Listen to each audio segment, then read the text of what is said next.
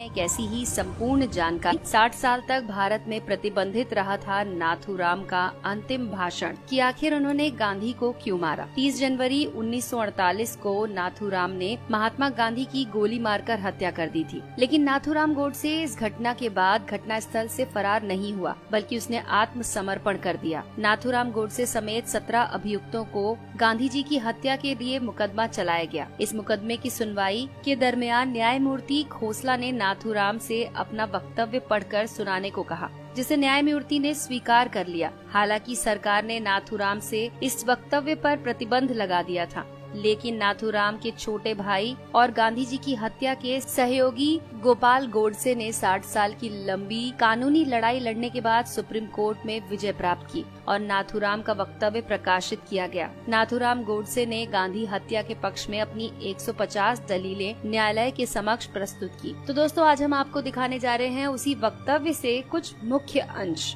नाथूराम का विचार था कि गांधी जी की अहिंसा हिंदुओं को कायर बना देगी। कानपुर में गणेश शंकर विद्यार्थी को मुसलमानों ने निर्दयता से मार दिया था। महात्मा गांधी भी हिंदुओं से गणेश शंकर विद्यार्थी की तरह अहिंसा के मार्ग पर चलना और बलिदान करने की बातें करते थे। नाथूराम गोडसे को भय था कि गांधी जी की अहिंसा वाली नीति हिंदुओं को कमजोर बना देगी और वो अपना अधिकार प्राप्त नहीं कर पाएंगे। 1919 को अमृतसर के जलियांवाला बाग में गोलीकांड के बाद से पूरे देश में ब्रिटिश हुकूमत के खिलाफ आक्रोश उफान हो गया था। भारतीय जनता इस नरसंहार के खलनायक जनरल डायर पर अभियोग चलाने की मंशा को लेकर गांधी जी के पास गई, लेकिन गांधी जी ने भारतवासियों की इस आग्रह को समर्थन न देने का साफ साफ कह दिया। महात्मा गांधी ने खिलाफत आंदोलन का समर्थन करके भारतीय राजनीति में सांप्रदायिकता का जहर घोल दिया। महात्मा गांधी खुद को मुसलमानों का हितैषी की तरह पेश करते थे। वो केरल के मोपला मुसलमानों द्वारा वहाँ के 1500 हिंदुओं को मारने और 2000 से अधिक हिंदुओं को मुसलमान बनाए जाने की घटना का विरोध तक नहीं कर सके।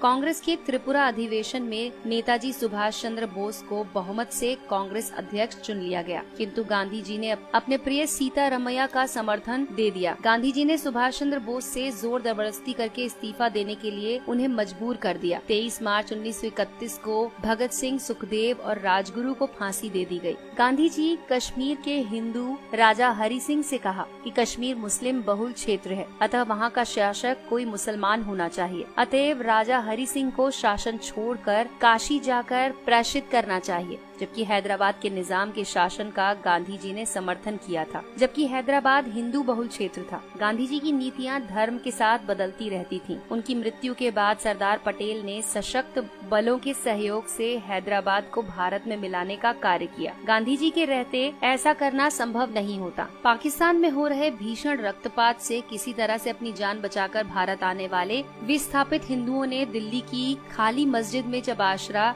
स्थायी रूप से लिया तो मुसलमानों ने मस्जिद में रहने वाले हिंदुओं का विरोध किया, जिसके आगे गांधी जी नतमस्तक हो गए और गांधी जी ने उन विस्थापित हिंदुओं को, जिनमें बूढ़े, स्त्रियां और बालक अधिक थे, मस्जिदों से खदेड़ दिया। बाहर ठिठुरते सर्दियों में रात बिताने पर उन्हें मजबूर किया गया। महात्मा गांधी ने दिल्ली में स्थित मंदिर में अपनी प्रार्थना सभा के दौरान नमाज पढ़ी, जिसका मंदिर के पुजारी से लेकर तमाम हिंदुओं ने विरोध किया, लेकिन गांधी जी ने इस विरोध को दरकिनार कर दिया। महात्मा गांधी एक बार भी किसी मस्जिद में जाकर गीता का पाठ नहीं कर सके। लाहौर कांग्रेस में वल्लभ भाई पटेल का बहुमत से विजय प्राप्त कर गए, किंतु गांधी जी अपनी जिद के कारण ये पद जवाहरलाल नेहरू को दे गए। गांधी जी अपनी मांग को मनवाने के लिए अनशन, धरना, रूठना, किसी से बात न करने जैसी युक्तियों को अपनाकर अपना काम निकलवाने में माहिर थे। इसके लिए वो नीति अनीति का लेश मात्र भी विचार नहीं करते थे। 14 जून 1947 को दिल्ली में आयोजित अखिल भारतीय कांग्रेस समिति की बैठक में भारत विभाजन का प्रस्ताव अस्वीकृत होने वाला था, लेकिन गांधी जी ने वहां पहुंचकर प्रस्ताव का समर्थन रखा। ये भी तब जबकि गांधी जी ने स्वयं ही ये कहा था कि देश का विभाजन उनकी लाश पर होगा। न सिर्फ देश का विभाजन हुआ,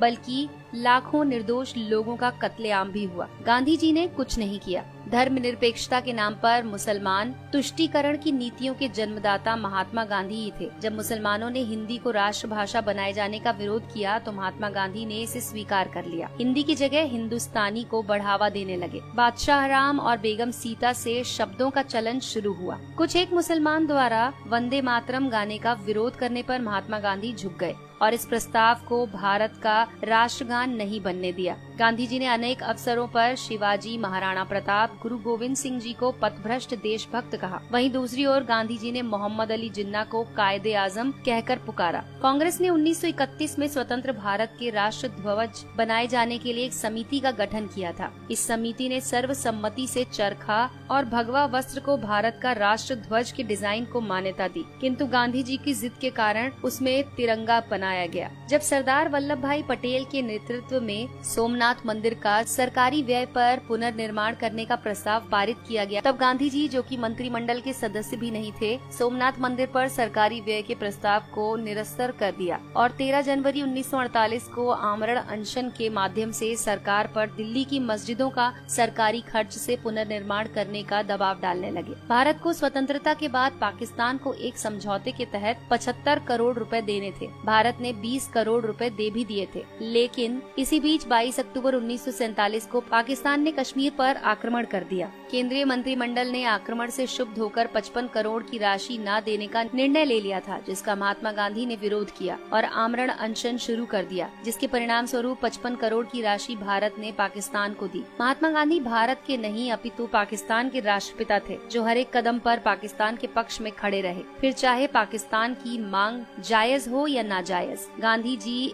ने कदाचित इसकी परवाह नहीं की। तो दोस्तों, इन घटनाओं को देश विरोधी मानते हुए नाथूराम गोडसे ने महात्मा गांधी की हत्या को न्यायोचित ठहराने का प्रयास किया। नाथूराम ने न्यायालय में स्वीकार किया कि महात्मा गांधी बहुत बड़े देशभक्त थे। उन्होंने निस्वार्थ भाव से देश सेवा की। मैं उनका बहुत आदर करता हूँ, लेकिन किसी भी देशभक्त को देश के टुकड़े करने के एक संप्रदाय के साथ पक्षपात करने की अनुमति नहीं दे सकता हूँ। गांधी जी की हत्या के सिवाय मेरे पास कोई दूसरा उपाय नहीं था। तो दोस्तों, अगर आपको ये जानकारी पसंद आई हो तो इस वीडियो को लाइक कीजिए और अपने दोस्तों के साथ शेयर कीजिए। दोस्तों, आपको हमारी ये वीडियो कैसी लगी हमें कमेंट सेक्शन में जरूर लिखकर बताएं।